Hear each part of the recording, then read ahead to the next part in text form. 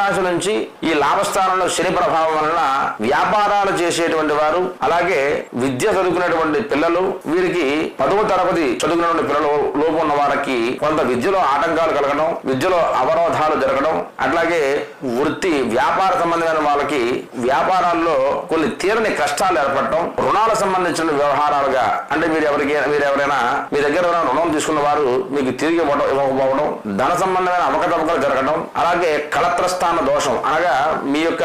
భాగస్వామితో కొన్ని వివాదాలు ఏర్పడటం, మీ యొక్క భాగస్వామితో వారి యొక్క బంధువర్గాల వారితో వారికి సంబంధించిన వారితో కొన్ని వివాదాలు జరిగే పరిస్థితులు ఏర్పడటం, మునుపెన్నడూలో ఉన్నటువంటి కొన్ని వివాదాలు ఈ సంవత్సరమే మీకు చోటు చేసుకోవడం అనేది ఈ యొక్క వృషభ రాశి వారికి జరుగుతుంది. ఈ వృషభ రాశి వారికి ఈ సంవత్సరం అంతా కూడా ఒక ఆలోచన అనేది నిండుగా ఉండిపోతుంది. అర్ధాష్టమ కేతు దోషం ఉండడం వల్ల